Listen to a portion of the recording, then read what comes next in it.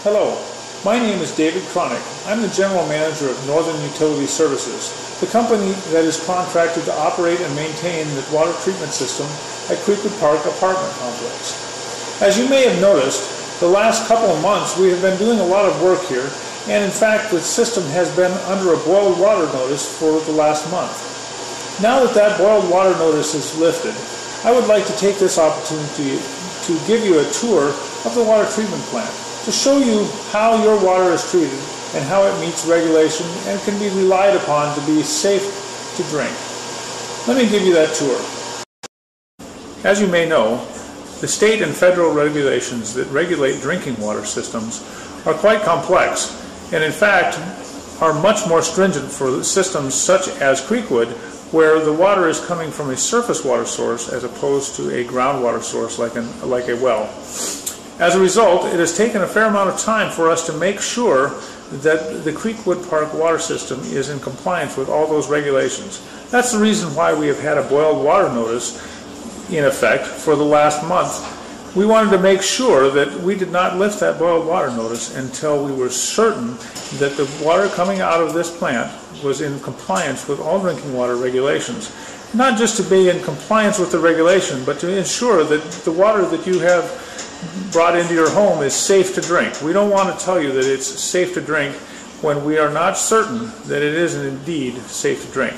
So I'd like to take this time to be able to show you a little bit about the process that the water goes through from the time that it comes in from the infiltration gallery out at the creek. You will notice that there's what appears to be a well out there near the creek.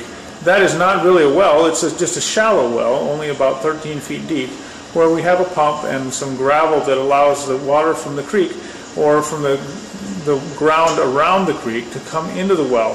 We then pump that into the treatment plant. As you can see, the treatment system here at Creekwood is comprised of a number of vessels and lots of piping and tubes and wires. It's a complex system. That's what it takes to be able to take surface water from the creek and make potable water out of it. Over there in the corner, that's where the water comes into the building. The first thing it does is it goes through that blue vessel right behind the barrel there. Inside that is a bag filter. It's a coarse filter that takes out any sand or other sediment that might have come in through the line. We don't want that to come through the system, so we take it out right there. Here's a close-up of that bag filter, and then the red device on the wall, that is a chemical feed pump. In that case, that pumps potassium permanganate, which is an oxidant which causes the iron and manganese that's in the water to become oxidized and turn to rust and small black particles of iron or manganese oxide. You might want to know about the chemicals that are added to the water. These are drinking water safe chemicals. They're commonly used in water treatment around the world. They're polymers, they're oxidants. These are chemicals that are made for human consumption. After being dosed by potassium permanganate, the water moves its way through the plant over towards these black vessels. These are upflow clarifiers. They're the first stage in treatment after the bag filter. Just before entering into these clarifiers, the water is dosed with a polymer that causes the small pieces of iron and manganese to clump together into what's known as flock. Inside these vessels is a column of gravel and sand, and as the water moves through the gravel and sand, that flock is removed. Then periodically air is introduced into the bottom, and that air works its way up through and jars loose all the flock that has been accumulating in these vessels and flushes that out into these white tanks. We refer to these as backwash tanks. After the clarifiers, the water comes into these two vessels. These are multimedia vessels. Inside them are layers of sand, coarse at the bottom and fine at the top. The water comes in the top and moves down through the sand, and that sand removes any residual iron or manganese or microbial contaminants which could be harmful to humans. Periodically, flow is reversed through these vessels to remove the dirt that is accumulated in the sand. That's called a backwash, and that water is then diverted into a backwash storage tank, so that water doesn't come through the system and end up in your homes. After the multimedia filter, the water then travels over to these two vessels. These two vessels contain granular activated carbon, a very common water treatment media.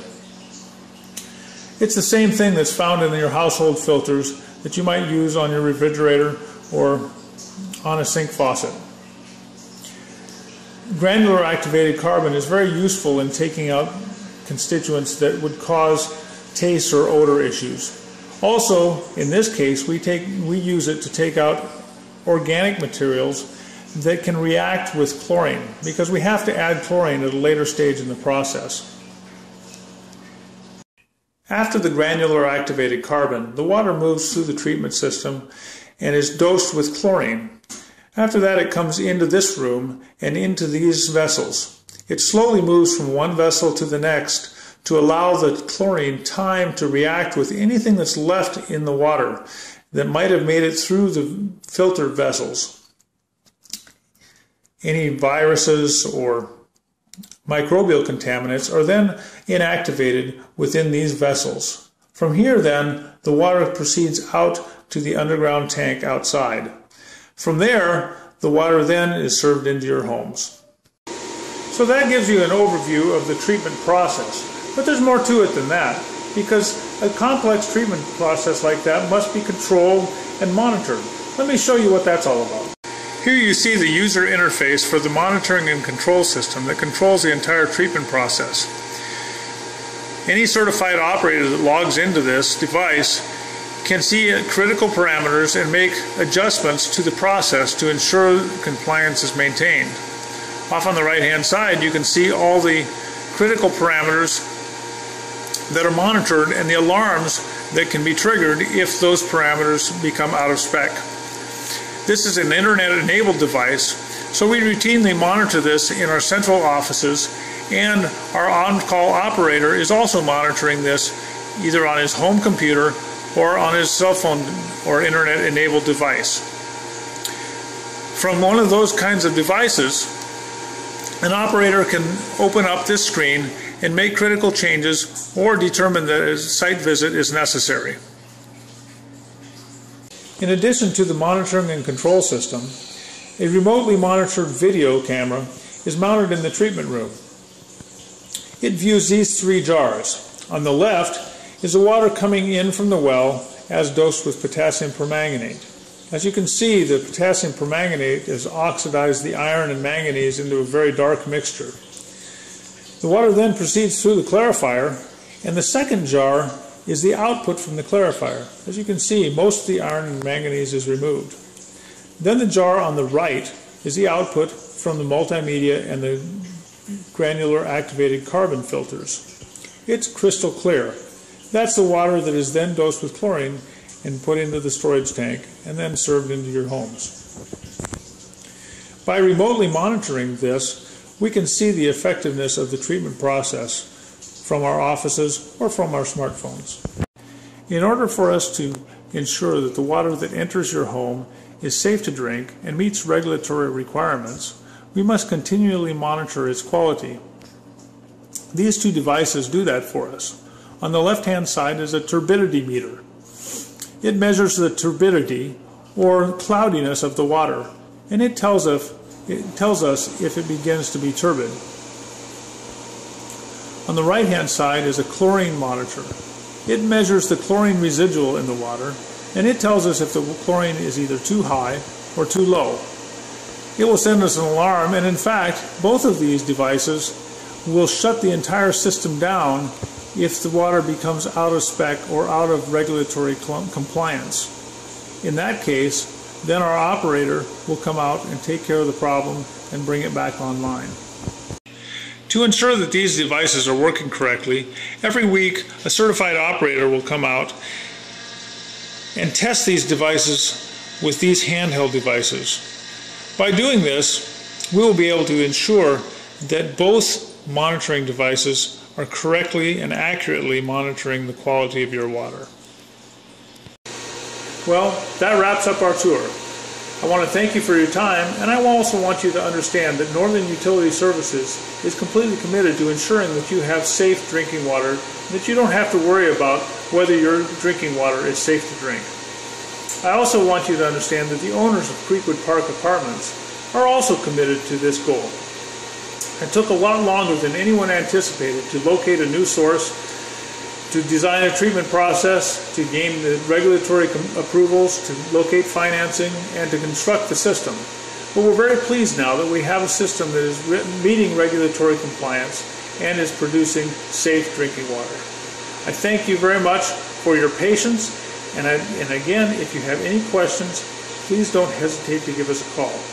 Our number is 907-222-4084. We thank you very much for your time, we thank you for your patience, and we look forward to many years of profitable service. Thank you.